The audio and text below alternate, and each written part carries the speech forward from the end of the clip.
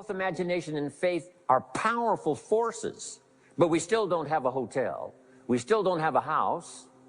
Even though those are powerful forces, it is the beginning. Now, imagination and faith must be deposited in activity or it is wasted. But the finishing touch of the miracle process is now, go to work. Go to work and build a better career. Go to work and build good health. You can't have good health without the work. When did we start hearing that phrase? No pain, what?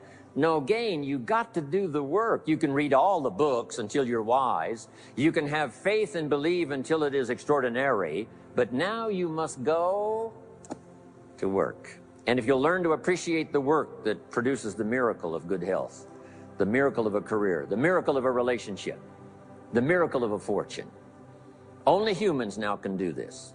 The birds of the field can't do it. No other life form can imagine and create something from nothing. Have faith and then build it and make it real. Only humans. It's an extraordinary gift. Depends on how often you use it. So number one of the ideas I wanted to share with you to make this an extraordinary opening year century for you is philosophy. We're affected by what we know. Second is attitude. We're affected by how we feel. Third is activity. We're affected by what we do. Learn to measure progress. Once you've set up a project now, you want to turn nothing into something, now you must measure your progress. How are you doing? Here's how we teach it to our children. Life expects us to make measurable progress in reasonable time.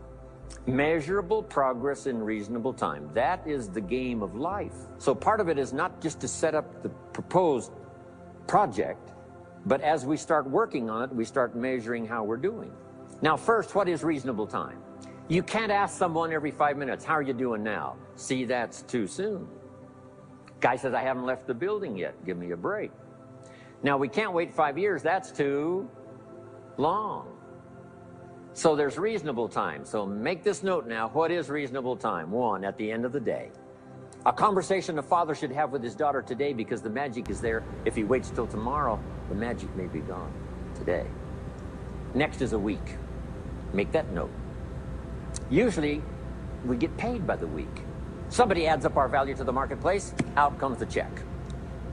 The next week, somebody adds up our value to the marketplace, out comes the check.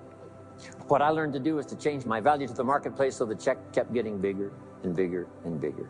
I didn't have to change the economy, I only had to change myself. Measure your own progress. Success is a numbers game. We demand it of our children. How many years do you want your child to spend in 4th grade? Approximately. About 1 year, right? You say, well, if they're nice kids, would you give them 3 or 4 years? You say, no. This is not a nice game. This is getting ready for the future. This is getting ready for the challenges and the opportunities. You can't linger in 1 grade more than 1 year. Now, make this note. Don't linger more than 1 year in 1 grade of learning. Adult management, entrepreneurship, leaderships of all kind. Keep up the pace of learning. Okay. The numbers. Measure. Count. Now here's the key. Face the truth. If you're only making this much progress, you know, there's no use trying to kid the world, no use trying to kid anybody else, and especially don't kid yourself. If in a period of time you've only made so much progress, you just got to swallow hard and say, this is the truth. I've got to face it. Now, what could I do to start increasing my progress and make my health better, make my income better, make my investments better, make my value to the marketplace much better, get busy learning the 2nd skill and the 3rd skill and the next language and the next language to increase my value? I got to get busy and do that. See if you will do that. I promise you, one of the greatest motivating factors in the world is progress. And if you'll measure it, you'll get excited. Now here's number 5 of the 5 major things I wanted to share with you to make these opening years of the 21st century really pay off for you. And here's the word, lifestyle. Learning to live well, because the ultimate essence of life is not a Ferrari. The ultimate essence is not a home. The ultimate essence is not a bank account. It's not $1 million. It's not a fortune. Here it is.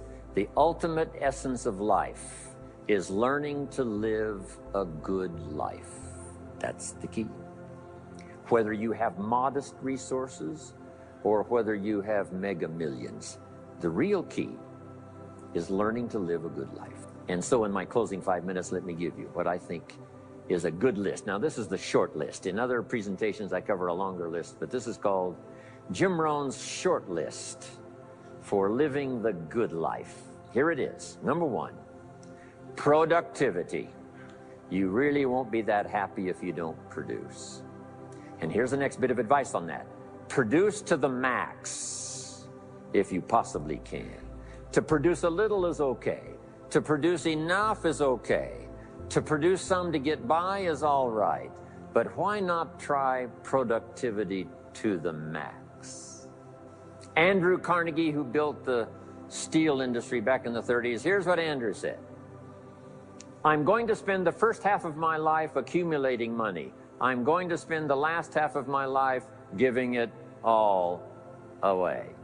He got so inspired by that goal that the first half of his life he accumulated $400 million, which back in the 30s was a lot of money. Guess what he did the last half of his life? He gave it all away. I got a good question for you as we close. Here's the question. What's got you turned on? What's got you up early? What's got you eager to face the day?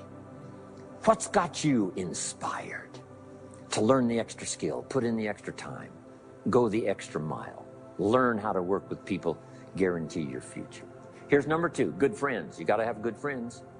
The best support system in the world is good friends. Collect and nourish those.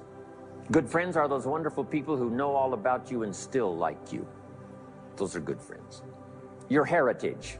What's made America so unique among all the nations of the world and the greatest experiment in the history of the world? And that is the depository of gifts that have come to America over the last 300 or 400 years. The heritage from all walks of life, all over the world.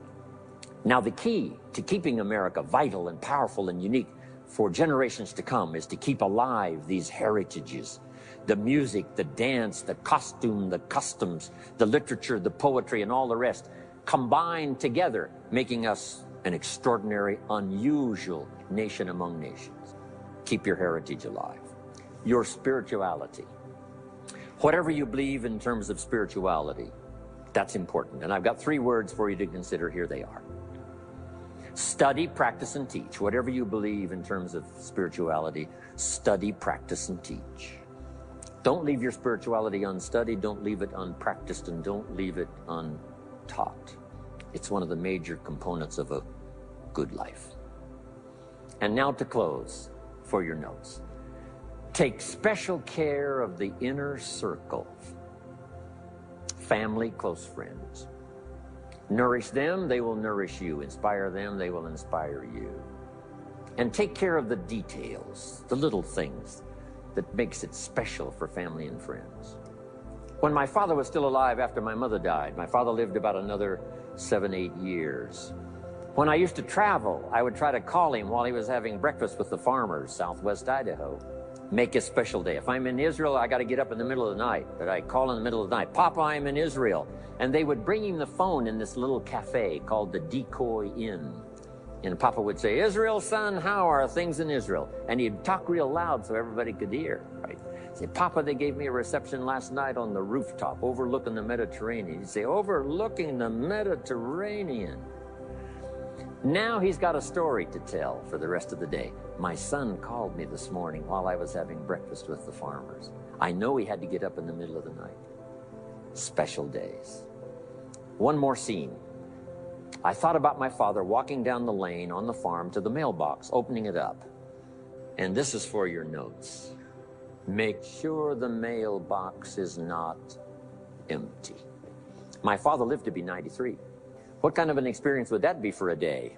Age 93, open the mailbox and it's empty. Even if it's just a postcard, make sure the mailbox is not empty. And now here's the last. Maybe, just maybe, some of the things I've shared with you have been seeds that have fallen on your consciousness at the right time.